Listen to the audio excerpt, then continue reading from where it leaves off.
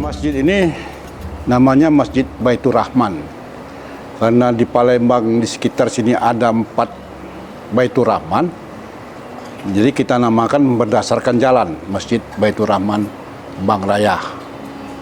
Jadi masjid ini didirikan wakaf ya pada tahun 1989, sudah mengalami renovasi beberapa kali. Dan kita terakhir renovasi karena salah kiblat. Kiblatnya sampai melenceng 29 derajat. Dan sebelumnya direnovasi, tetapi jemaah hasil dari renovasi pertama tidak setuju. Akhirnya bongkar habis, tapi tetap sambil berjalan. Yang pada waktu itu hanya ada uang 13 juta. Tapi ada komitmen kawan-kawan bahwa mari kita bangun bersama, walaupun mereka tidak secara terang-terangan, kami punya uang. Prinsip mereka, kita membangun masjid tidak perlu meminta-minta dan tidak perlu membuat proposal. Itu sejarahnya. Jadi ya tahun 2019 kita mulai membangun masjid ini dengan modal yang tersedia, tapi kita ingin menjadikan ini sebagai prototipe dari masjid yang kita ingin masjid ini menjadi menarik minat orang untuk datang ke sini dengan rasa nyaman, ada indah, pokoknya happy lah datang ke masjid ini. Dengan kata lain, bagaimana masjid ini menjadi destinasi wisata religi ya, yang tetap islami, tentunya ada tematik. Kita semula tematiknya itu akan memadukan ukiran-ukiran nuansa Palembang dengan lukisan-lukisan kaligrafi nuansa pertama. Tetapi di dalam perjalanan ini dibangun pada saat suasana Republik kita ini sedang terkena COVID. Jadi timbul pertentangan pada waktu itu. Apakah masjid ini ditutup atau tetap dibuka? Kami beberapa kawan mengatakan kita tetap jalankan ibadah. Alhamdulillah jalan tidak ditutup walaupun dengan kondisi yang sedang dibangun. Karena kalau kita tidak melaksanakan kegiatan ibadah, itu orang tidak ada partisipasi untuk infak itu. Akhirnya dari banyak orang dari beberapa tempat lain sholat Jumat di sini, masjid ini jadi terkenal. Akhirnya dalam suasana begitu ada support dari masyarakat, donasi dari masyarakat. Jadi prinsip kita membangun masjid ini, pertama harus bersih, air tersedia. Kita bangun suasana masjid itu layak seperti mall ataupun seperti hotel berbintang lah. Nah, kita pertama bangun toilet, tempat wudhu bersih, airnya lancar. Yang kedua, sound system kita harus yang terbaik, sehingga orang ketika berbicara suaranya tidak terbias. Dan yang ketiga, imam yang jadi masalah. Kita imam di sini ada 4 orang hafiz yang dari tamatan dari berbagai sekolah maupun di negara-negara Arab, itu yang kita penting. Dan yang kelima, suasana nyaman, indah. Indah kini kita bangun secara bertahap dengan kubahnya, kubah Madinah ya, seperti kita lihat di atas.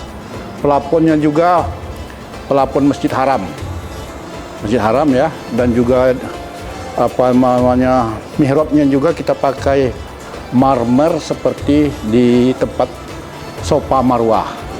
Jadi kita terima kasih pada masyarakat. Kita memulai itu selalu dari tidak ada uang, nol. Karena prinsip kita saya sering masuk ke beberapa masjid, agak miris mendengar masjid yang besar-besar tapi saldonya banyak. Dan inilah kira-kira dasarnya.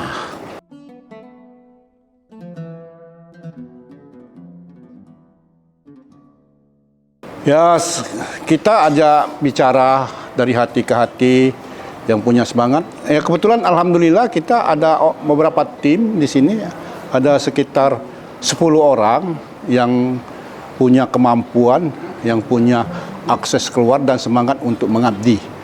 Jadi dari mereka inilah akhirnya terkumpul dana, mereka terus membantu kita, dan secara berjalan dilihat fisik masjid dan kita selalu sampaikan terbuka, laporan keuangan kita masukkan, setiap orang menyumbang itu ada di WA, dan juga kita melalui media sosial. Masjid ini punya studio untuk podcast. Nah, itu kita infokan. Jadi kita prinsipnya terbuka dan kita terus membangun yang terbaik. Jadi dalam satu kegiatan itu ada orang-orang yang secara bersama-sama yang punya potensi masing-masing, apakah dari semangat, apakah dari uang, apakah mau bekerja. Akhirnya alhamdulillah dengan semangat kerja sama ini mereka membantu dan mereka dukung menjadikan masjid ini masjid yang tanda petik menurut mereka yang terindah, yang terbaik lah di kawasan ini.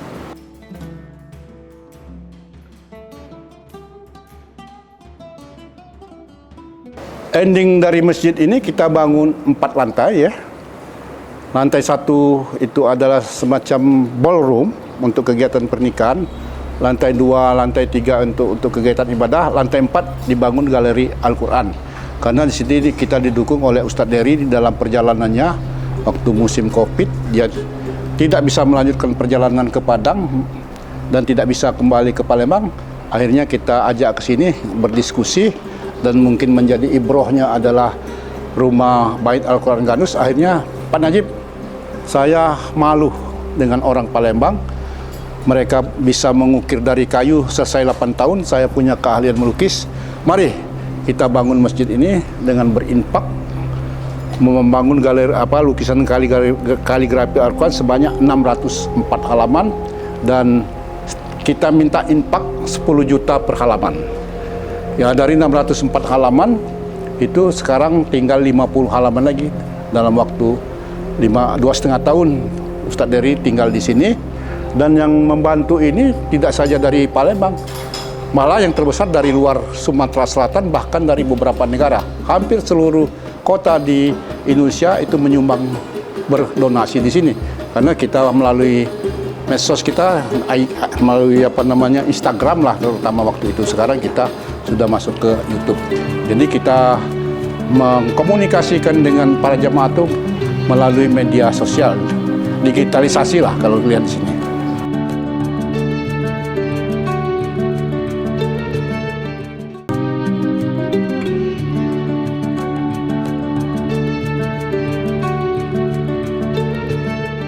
Tetap utamakan ibadah mahdoh seperti sholat dan taklim, itu yang kita utamakan. Kalau sholat kita dipimpin oleh imamnya yang tadi saya katakan 4 orang hafiz secara berganti dan menamatkan Al-Quran. Jadi 1 halaman per rakaat, 1 halaman per rakaat. Sholat seperti taklim untuk bapak-bapak itu ada subuh, Jumat, Sabtu dan Ahad dengan berganti-ganti dengan membahas kitab-kitab yang sudah terstruktur. Dan itu habis subuh kita sarapan bersama. Di hari Jumat kita sekarang ini ada bantuan dari para jamaah secara sukarela, ada makan gratis berkah Jumat, itu sekarang sudah mencapai 600 bungkus. Untuk ibu-ibu ada taklim, itu 3 kali seminggu juga, hari Selasa, Rabu, dan hari Sabtu, 3 kali seminggu. Dan juga kita pernah safari ke beberapa masjid seperti tahun lalu kita safari ada 7 masjid di bulan Maulid. Tahun ini karena kesibukan, akhirnya kita alhamdulillah secara inkognito tanpa kita konteks sebelumnya Ustadz Adi Hidayat berlabuh di sini. Ya, akhirnya sudah. Iya, ada 8.000 orang hadir sini. Sholat pun banyak yang sambil berdiri. Dan ada kegiatan tentang UMKM. Kita di sini ada ibu-ibu UMKM, pedagang kecil kita bina. Dan masjid ini untuk menyelenggarakan kegiatan perkawinan ada EO-nya, juga ada juga untuk melaksanakan umroh. Kita masjid ini sudah 3 orang kita umrohkan dari dana masyarakat. Marbot, imam, 2 imam, 1 marbot sudah kita umrohkan secara setiap tahun hampir ya. Dan juga ada kegiatan studio podcast secara rutin, mengundang siapapun di sini untuk memberikan pesan-pesannya kepada masyarakat. Jadi kegiatan nanti juga di banyak kegiatan akan kita bangun, ada masak bersama, masak bareng. Kita mabar sini disanakan selama ini sebulan sekali. Nanti kita efektifkan sebagai salah satu konten dari destinasi wisata.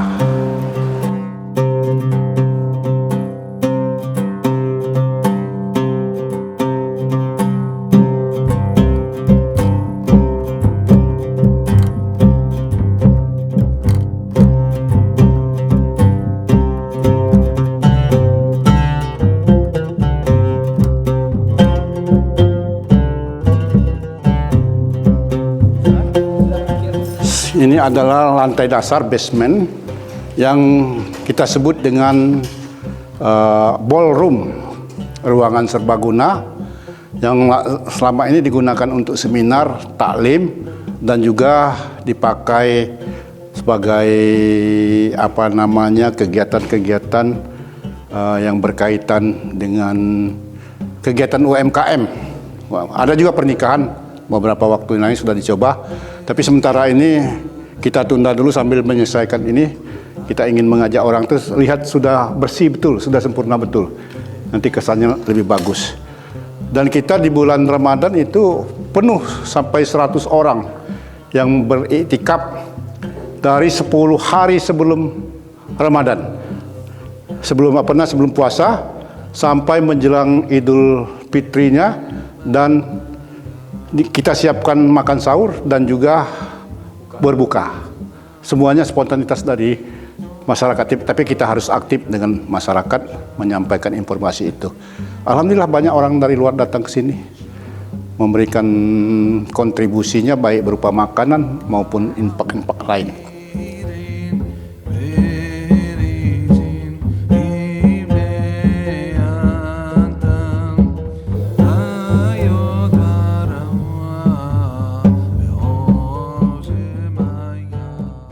Ya, kehadiran Ustadz Dery Sulaiman sendiri membawa berkah tersendiri bagi masjid ini.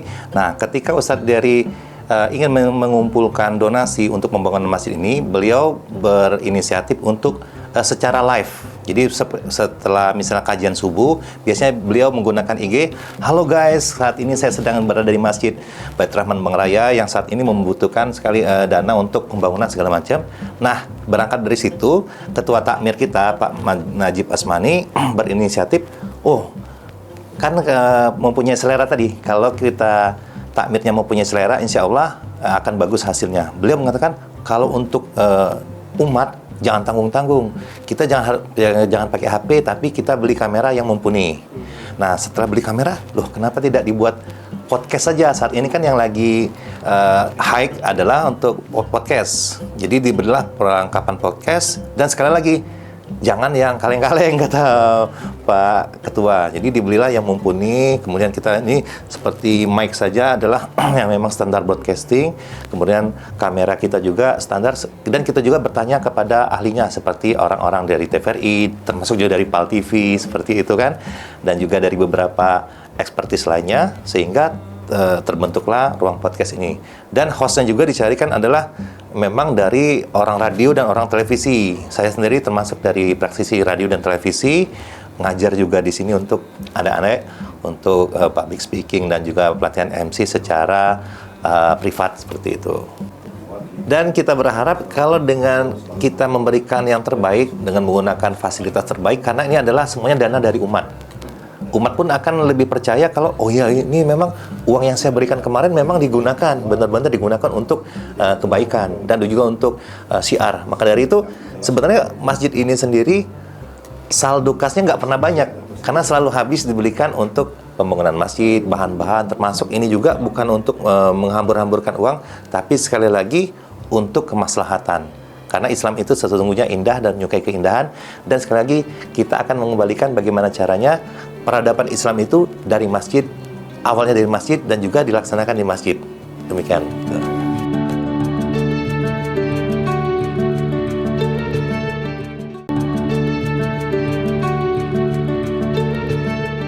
Perkenalkan, nama saya Andi Ruskan. Saya sebagai tim marbot juga di sini di bagian media. Nah, kalau di Masjid Baitur Rahman Bang Raya ini marbotnya banyak terdiri dari media, kemudian rumah tangga dan juga ada yang bagian luar. Kalau saya sendiri bagian media, IT dan juga untuk podcast. Sekarang kita berada di ruang kontrol untuk siaran langsung maupun siaran yang sifatnya delay. Di sini ada ruang kontrol khusus untuk seluruh kegiatan yang ada di Masjid Baitur Rahman Bang Raya secara umum kita live-kan dari sini. Bisa lihat di sini, dan memang sudah insya Allah adalah standar peralatan kita gunakan adalah standar broadcast insya Allah, jadi memang kekuatan maupun kualitasnya juga cukup mumpuni. Ini udah dari tahun berapa, Kak? Ya? Mulai dari tahun berapa? Kalau mulainya kurang lebih sudah 3 tahun. Sudah 3 tahun ini, sejak tahun 2021 kita sudah mulai siaran secara live itu. Dan sebagai informasi, kita nih tiap misalnya diumumkan oleh Pak Ketua, kalau ada yang kehilangan, kalau masjid lain itu sudah kan, kalau kita, ayo suruh periksa di sini, cek lagi nih, jadi aktif. Jadi bukannya sekedar orang itu kan banyak CCTV tapi ini udah, yang mana? Tuh tanggung jawab kita mana? Oh ini, dan sudah banyak kebanyakan ini bukan maling-maling profesional, dasar budak kayak, kenakalan remaja. Jadi misalnya SMK Fulan misalnya, terus diambil, terus karena dia memang tersorot kamera, akhirnya kita secara kekeluargaan, kita hubungi kepala sekolahnya, keluarganya, akhirnya berdamai di sini dan dikembalikan barang-barangnya. Alhamdulillah 85% kembali, iya, karena terdeteksi melalui CCTV kan.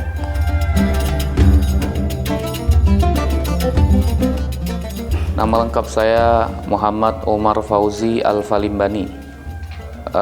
Alhamdulillah di sini ya dengan fasilitas yang ada kita happy aja lah, senang aja di sini. Ya kesannya cukup baik lah antara kita dengan jamaah masjid di sini dengan masyarakat di sini. Kita kan di sini kan sebagai salah satu masjid yang berada persis di dekat kantor ya, maksudnya itu di tempat orang yang di tempat yang banyak orangnya gitu kan. Ya harapan kita itu agar orang selalu bisa memakmurkan masjid aja. Kalau kita jadwal di sini itu ganti-gantian, jadi kadang saya, kadang ada imam yang lain juga gitu.